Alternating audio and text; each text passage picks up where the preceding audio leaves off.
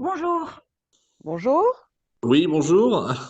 Bon, je vous explique rapidement ce que je fais. Vous le savez déjà un peu, mais je vous le redis. Je travaille pour le média social qui aborde toutes les questions du social et du microsocial. Et bien sûr, on essaye de parler des questions autour de la réforme des retraites, puisque c'est quand même la grosse actualité du moment. Et ce qui nous a semblé intéressant, c'est de parler d'abord des questions de travail des professionnels, notamment, et notamment sur l'angle de la pénibilité, qui est une des questions centrales dans le débat actuel. Voilà, donc plutôt que de faire des grands discours, ce qui est intéressant, c'est de partir des réalités des professionnels, justement, et que vous me disiez, vous comment vous abordez cette question-là, comment vous la vivez au quotidien dans votre travail, et puisque la question est posée, comment vous voyez prolonger votre activité éventuellement de 2 ans. Voilà, c'est ça un peu l'angle. Alors, peut-être que vous allez vous présenter d'abord pour que je prenne bien vos coordonnées et que je comprenne qui est qui. Euh, euh, vous êtes pas ensemble, j'imagine, hein, vous êtes dans 2 lieux différents, hein, c'est ça, Oui, hein. tout à fait. Exactement. Alors, qu'est-ce qui démarre, hein? Allez, Laure. Vas-y. Allez, j'y vais. Donc voilà, moi c'est Laure Figuet. Une seconde, je vais un petit peu réduire le son, c'est très fort. Oui, je vous écoute. Alors moi c'est Laure Figueredo. Moi je suis sur la Loire, là, du On côté va. de Saint-Étienne. Ouais. Je suis assistante de vie depuis, dans un mois ça fera 13 ans. Qu'est-ce que vous appelez Je- assistante de vie? Parce que moi, je connais auxiliaire de vie, mais assistante de vie, je ne sais pas. Assistante de vie, c'est une auxiliaire de vie qui n'a pas le diplôme, Ah, d'accord. pour schématiser. D'accord. D'accord. Depuis 13 ans, et donc j'imagine qu'avant, mais je ne vais pas entrer dans les détails, mais avant, vous avez fait autre chose, j'imagine? Oui, j'ai fait d'autres choses. J'ai travaillé en restauration pendant longtemps. D'accord. Ok. Alors, votre collègue, puis après, je vais vous poser des questions, mais déjà, la deuxième personne qui se présente. Donc, je suis Juliette Cohanet. Je suis Juliette. en Loire-Atlantique. Je travaille principalement sur Nantes et à la commune alentour. Et je suis auxiliaire de vie depuis 2018.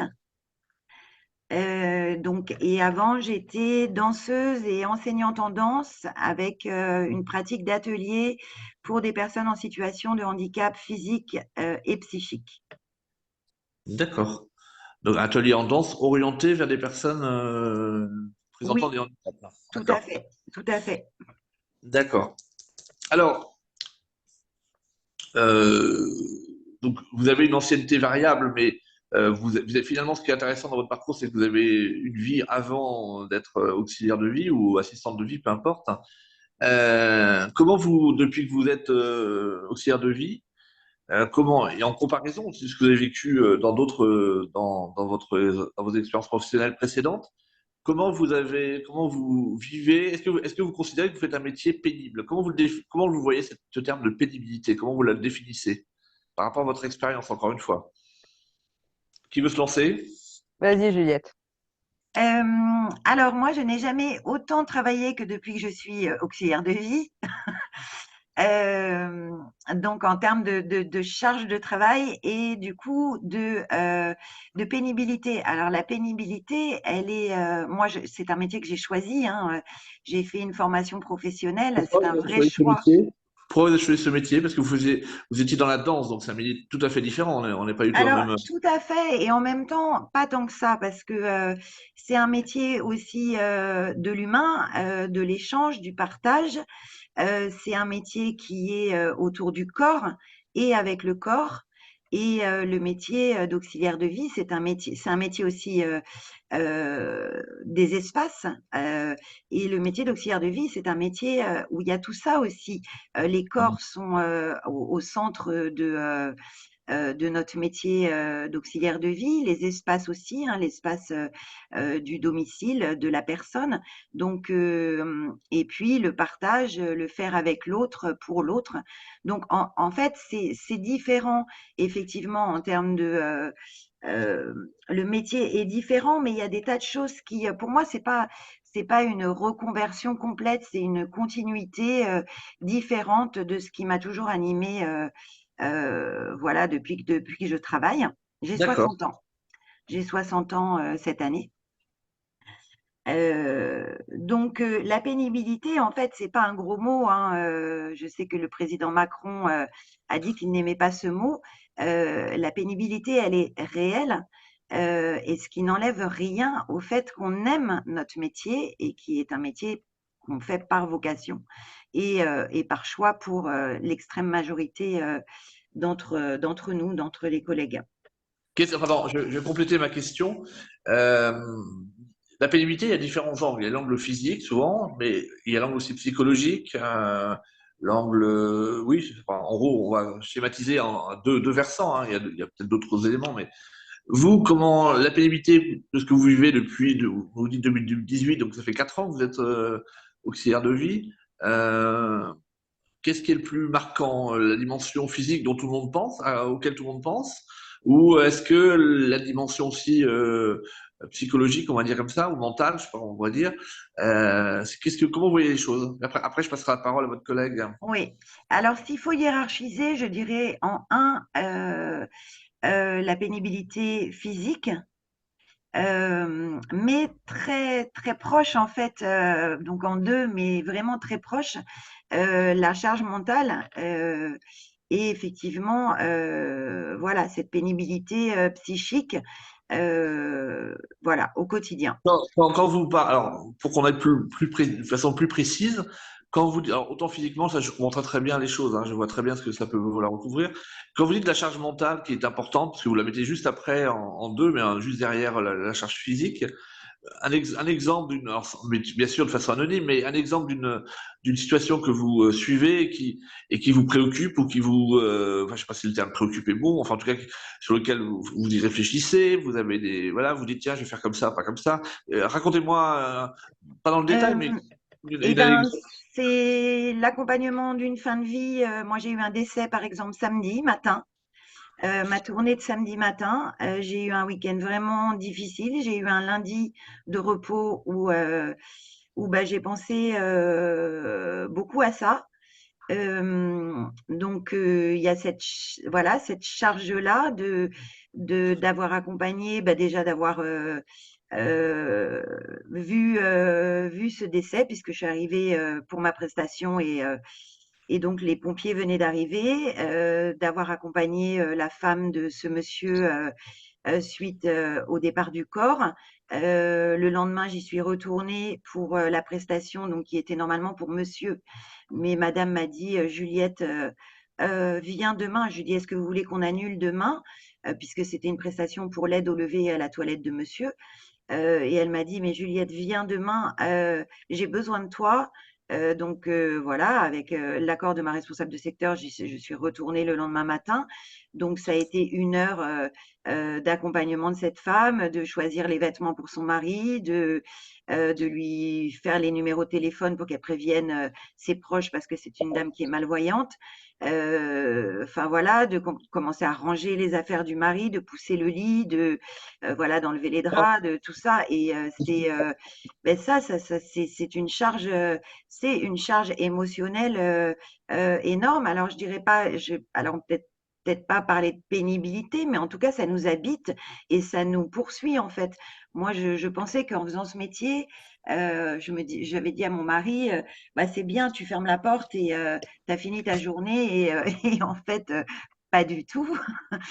Bien loin de là. Et voilà, c'est aussi cette charge qu'on a quand on passe d'un domicile à l'autre, qu'on est au véhicule, au volant de notre véhicule, parce qu'il y a énormément des arrêts et des accidents au travail qui ont lieu pendant les intervacations, donc les transports entre un bénéficiaire et l'autre, où on monte dans la voiture, on quitte une situation, on est encore en train de réfléchir à cette situation, si elle a été compliquée, si on a des questionnements et on pense déjà à la personne suivante, à la situation, en nous disant, bah, voilà, je vais pas, il faut que je pense à ça, il faut que je. Donc, en fait, on a cette charge mentale. Là, dans la voiture, je ne porte rien, ni course, ni je ne fais pas de transfert, mais je suis encore chargée mentalement par mon travail. Et j'arrête D'accord. là, je laisse la parole à Laure. Oui, alors Vous, de votre côté, j'imagine qu'il y a des choses qui se recoupent, hein. Alors, attendez, j'entends plus la personne. Ah, je crois que Juliette. Ah, ça y est. Oui, ça y est, il y a des petits Ouais. bugs. Alors, pour ma part, alors, contrairement à Juliette, moi, c'est pas un métier que j'ai choisi. Euh, j'étais, comme je vous ai dit, dans la restauration, dans un restaurant familial. Quand j'ai eu un enfant, j'ai donc arrêté de travailler. J'ai fait le choix d'arrêter de travailler pendant 3 ans. Mon père a vendu le restaurant entre-temps, et donc après, il a fallu que je me reconvertisse, que je trouve quelque chose. Et on m'a orientée vers l'aide à domicile. J'ai commencé en pensant que ce serait alimentaire. Et en fait, ben, je me suis découvert une vocation, une réelle vocation. C'est un métier que maintenant, je, je dis souvent, je quitterai pour rien au monde. J'aime ça. Et voilà, enfin, moi, c'est pas un métier que j'ai choisi, et c'est un métier qui m'a choisi au final, déjà. Ouais. Et au niveau de la pénibilité, alors, exactement comme Juliette, en premier, ce sera la pénibilité physique. Parce que pourtant j'étais dans la restauration, qui n'est pas un métier facile physiquement non plus. Mais alors peut-être que l'âge, parce que j'ai 47 ans aussi, fait que ça devient plus dur avec le temps. Mais oui, physiquement, c'est lourd, c'est fatigant. Et il y a beaucoup de domiciles qui sont équipés pour justement, par exemple, pour lever, par exemple, des messieurs qui seraient un peu corpulents, etc. Ou est-ce que c'est très rare les domiciles qui sont équipés Alors, j'ai travaillé pour 2 associations différentes, parce que moi, je travaille dans l'associatif. D'accord. Dans ma première association, on était très peu équipés. Alors, ça vient pas forcément de Ah, il y a des l'association en problèmes de elle-même. son là. Ah, vous m'entendez? Ben, par moment oui, par moment non. Alors, ça recommence. Attendez, on va essayer. Euh, Ça a marché. Soyons positifs. Ça a marché. Voilà, allez-y. alors, Donc, donc, dans ma première association, c'est vrai qu'on avait des problèmes de matériel. Il y a une volonté des familles de nous équiper. Mais dans ma deuxième association, si les domiciles ne sont pas suffisamment équipés, mon association ne prend pas les dossiers. ah, d'accord. D'accord. Donc, Ah, ça pousse bien sûr les domiciles à s'équiper un peu. voilà. Après, c'est une volonté de mon association pour protéger ses employés et des accidents du travail qui sont tellement courants chez nous. Donc, est-ce que cette exigence qu'a votre deuxième employeur, association employeuse, est-ce que ça veut dire quand même que vous trouvez qu'il y a moins de pénibilité physique qu'il y en avait avant? Non, ça reste pénible physiquement, parce que même avec le matériel, ça reste pénible physiquement, mais ça nous facilite le quotidien. Ça évite, des douleurs qui sont là quand même, mais ça évite des accidents du travail notamment. Et puis pour les personnes aidées, enfin, ça facilite aussi leur vie à eux, faut pas l'oublier. Parce que manipuler quelqu'un de lourd sans appareil, c'est pénible pour nous, mais c'est pénible pour eux aussi. Oui, alors, ça enlève pas la pénibilité, ça facilite, Ouais. c'est sûr. Alors, ça, c'est la dimension physique. Et vous diriez la même chose sur la charge mentale que votre collègue? Oui, oui, oui, oui, oui, la charge mentale est importante. Alors, moi, en 13 ans, j'en suis pas à mon premier décès. J'en suis pas à... Mais oui, on a toujours des situations qui sont plus compliquées que d'autres. On est confronté des fois à des gens qui sont dans une solitude quasi totale à part nous, qui donc nous sollicitent énormément pour, pour, pour plein de choses, nous sollicitent parce que dans leur solitude, et c'est normal, ils ont besoin de notre présence. Moi, pour prendre un exemple, j'ai accompagné un monsieur qui était en soins palliatifs à domicile. Donc, je l'ai accompagné dans une fin de vie, en sachant que c'était pas un monsieur âgé, c'était un monsieur d'une soixantaine d'années, avec une femme très impliquée, qui était elle-même en dépression parce que vivait une situation compliquée. Et oui, même si on sait que ça fait partie du travail, c'est pas le genre de choses où on ferme la porte et on oublie. C'est des choses même si on essaye de s'en protéger un maximum, c'est des choses qu'on emmène avec soi le soir. Et oui, la dimension du poids psychique de tout ça est importante. Après, c'est vrai que je pense que moi, maintenant, avec le temps, j'ai un peu appris à m'en détacher, mais c'est pas facile. Ok. Alors, passons au deuxième versant de notre petite discussion, la dimension là qui se réfère plus à l'actualité, hein, l'allongement envisagé du nombre, enfin, déjà le fait qu'on se rapportait à 43 annuités, et aussi que l'âge normal de départ à la retraite sera, sauf exception, je ne sais pas si vous en ferez partie des exceptions, 64 ans. Vous, comment vous réagissez par rapport à cette idée qu'il faudrait travailler plus pour éventuellement sauver l'équilibre des retraites? Euh, comment vous, comment vous positionnez? Comment vous réfléchissez par rapport à ça? Qui veut se lancer? Juliette, on t'entend plus. Yes, ça y est, j'avais coupé mon micro. Qu'il faille réformer notre système de retraite par répartition, nous, on n'y est pas opposé. En revanche, on est opposé à la manière avec laquelle, voilà, Nous, c'est qui? Nous, le nous, c'est qui? le collectif, puisque nous, D'accord. enfin voilà, on a pris, après discussion, on s'est clairement positionné contre ce projet de réforme.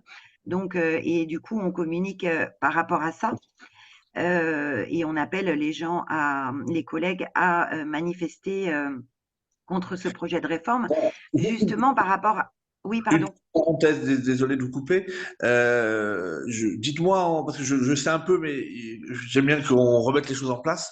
Dites-moi un peu à quoi sert, enfin, à quoi sert votre collectif? Qu'est-ce qu'il fait exactement, à part bien sûr un lieu de discussion, d'échange, j'imagine, mais quel est votre objet? Enfin, s'il y avait un objectif principal de votre collectif, c'est lequel? Alors, je dirais, Laure, tu diras aussi, évidemment, de fédérer les différents professionnels, les familles et les aidants, de métiers du lien et du soin. Donc, les soignants, aides-soignants du domicile, les collègues en EHPAD, les infirmiers et infirmières qui ont des problématiques similaires. Euh, En euh, dehors, en dehors d'une logique syndicale, c'est ça. Vous êtes un peu vous êtes un peu une association professionnelle, on va dire ça comme ça. Mais vous êtes, par sa côté, on pourrait dire que vous n'êtes pas très loin d'une démarche syndicale, et par d'autre côté, vous êtes dans une démarche plus associative, si je comprends bien, c'est ça? oui, tout à fait, parce que en fait, dans le collectif, il y a des syndiqués et des non syndiqués. Ouais. Nous, on fait de la conscientisation aussi, enfin, on essaye en tout cas de faire aussi de la conscientisation syndicale, c'est-à-dire d'informer les gens sur leurs droits, que ce soit les bénéficiaires, les parents d'enfants en situation de handicap ou les collègues, et de travailler aussi avec des représentants syndicaux. On a fait notamment une visio sur le droit du travail et avec des représentants et de la CGT et du syndicat Sud Solidaire. Donc on est vraiment en fait, nous l'un va avec l'autre. Voilà, faut travailler ensemble.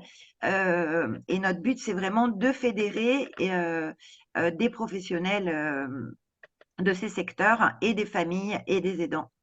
Alors, je reviens à ma question. Donc, vous venez de me dire au début, en préambule, que vous n'étiez pas opposé par principe à une réforme du système des retraites, mais que vous étiez exprimé, vous avez pris position contre le projet actuel. C'est-à-dire que vous, j'imagine que vous ne voyez pas, même si vous avez démarré il n'y a pas longtemps, vous, dans la profession, vous ne voyez pas forcément jusqu'à 64 ans. Enfin, vous vous dites, qu'est-ce que vous dites par rapport à cette histoire d'âge de départ à la retraite? C'est quoi Alors, votre... bah, il y a deux chiffres qui sont quand même édifiants dans notre profession. C'est qu'on a 3 fois plus d'arrêts et d'accidents au travail que dans le bâtiment. Ça, ce sont les chiffres Amélie.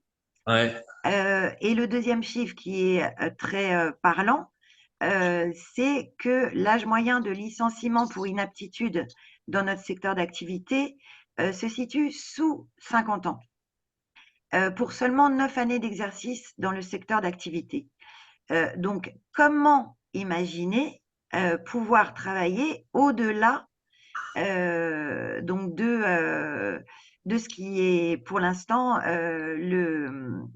l'âge légal de départ à la retraite.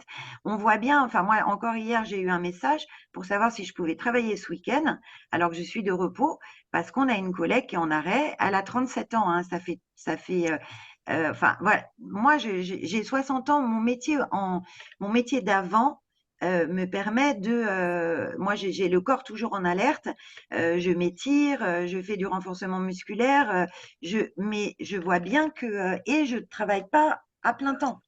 Mais mes collègues qui travaillent à plein temps, qui ont entre 35 et 40, enfin, et 40 ans passés, elles sont en arrêt, mais très souvent, et ce sont des personnes, des professionnels investis. Mais donc, c'est pas possible. Ma collègue, j'ai deux collègues qui ont entre 58 ans et 61 ans. Elles sont en mi-temps thérapeutique et elles disent qu'elles déjà là, elles vont partir, elles ne peuvent plus. d'accord. Donc ça vous paraît totalement aberrant comme Mais oui, de votre... c'est un sénateur qui donc il y a déjà depuis 2017, il y a déjà quatre critères de pénibilité, dont les charges lourdes et les postures pénibles, qui ont été retirés.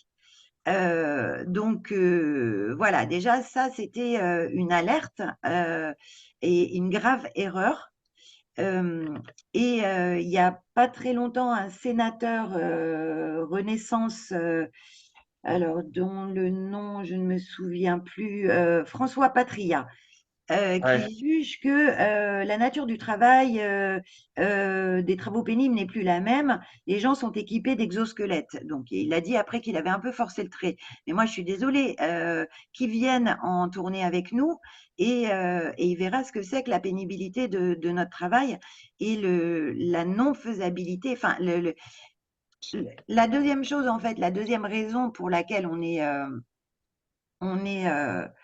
opposé à ce report de l'âge, c'est que par rapport à une des explications comme quoi il faut maintenir notre système de retraite par répartition à l'équilibre,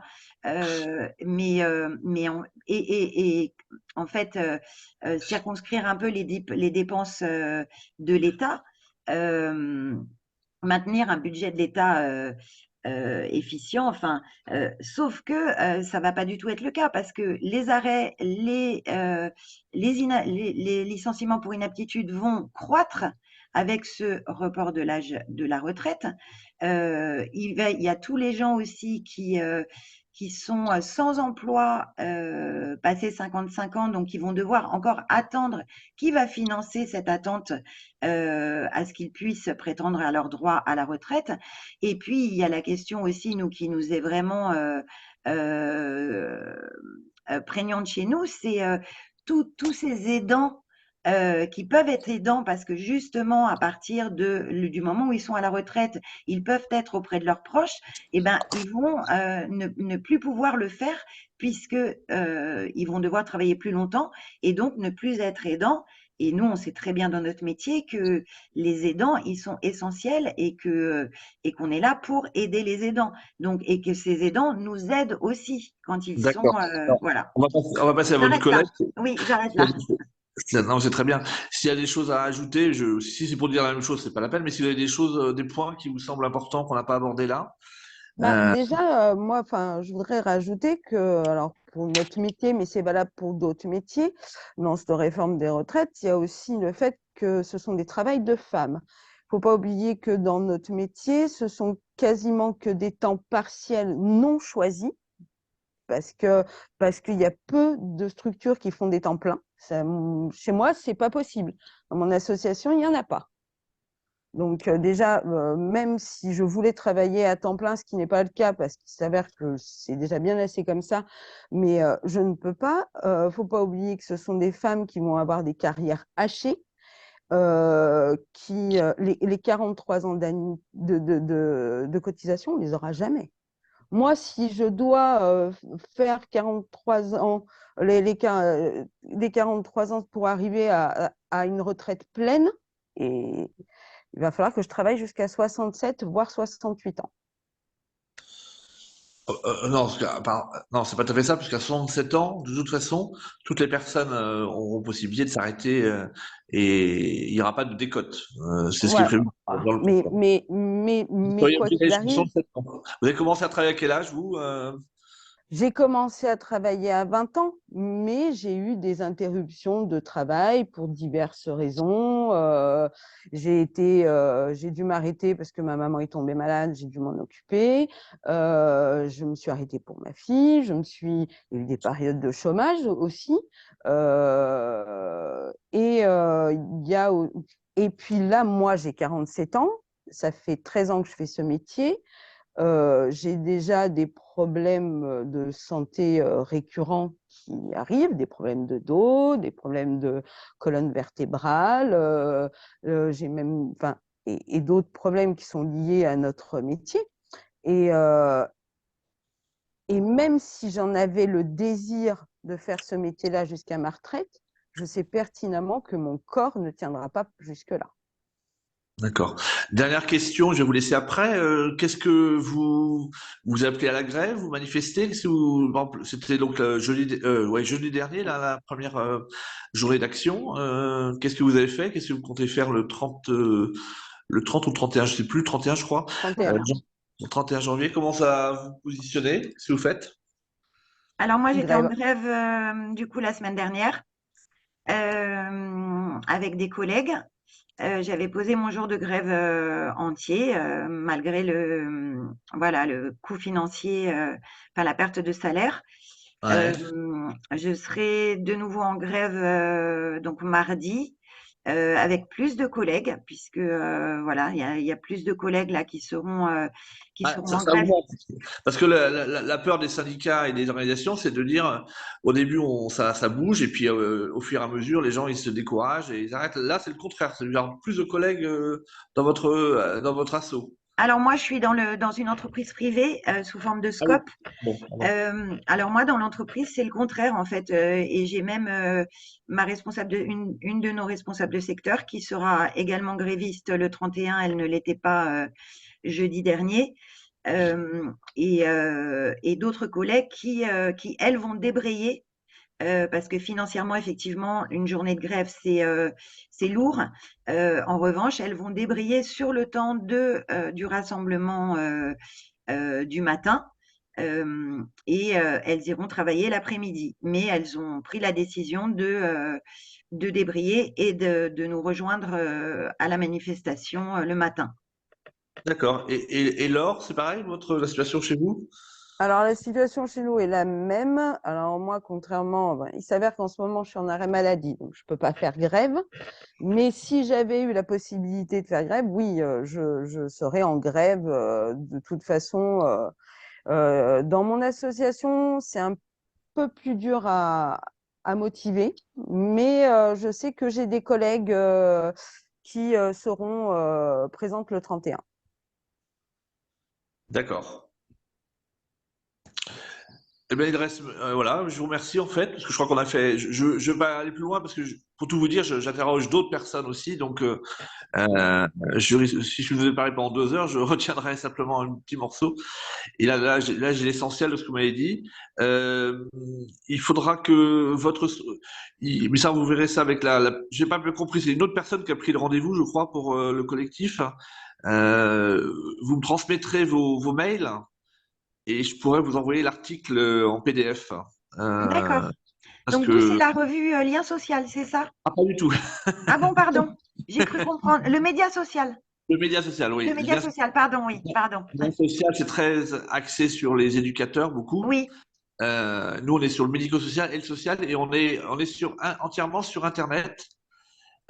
Si vous tapez mais on lemediasocial.fr, vous suit. On suit le ah média d'accord, social. Oui, oui, on voilà. suit le média Eh ben, social. là, Et sinon, enfin, moi, je tenais à vous dire aussi on a fait une visio déjà et avec Daphna Mouchnik et ouais. qu'on a bien évidemment lu son livre et votre préface. Donc, Oui, ce que Daphna a écrit, voilà, vous avez compris les textes qui sont dans, à, à part les ajouts qu'elle a fait après, mais le reste effectivement a été publié d'abord sur le média social. mm, Voilà, on a eu le plaisir d'accueillir ces écrits parce qu'effectivement, c'est déjà un plaisir à lire. Et sur le fond, c'est effectivement, je pense que c'est assez intéressant pour notamment du grand public pour qu'il découvre un peu ce que c'est que oui. la Alors, vie. juste une petite info avant de finir. Moi, j'ai un blog et je suis conférencière gesticulante. Je fais une conférence gesticulée sur mon métier qui s'appelle Je vous prête ma blouse et je fais des chroniques, voilà, sur un blog, donc des chroniques d'auxiliaires de vie. Le blog s'appelle Je vous. Donc c'est J apostrophe, je vous prête ma blouse. Ben, j'irai voir. Dès que j'ai un peu de temps, j'irai voir votre. J'irai Très voir belle votre. conférence gesticulée que j'ai eu le plaisir de voir. D'accord, bon. Ok. Ben c'est. Voilà. Je vous remercie en tout cas de votre disponibilité. Merci à vous. Et puis Merci à l'article va vous. apparaître soit en fin de semaine.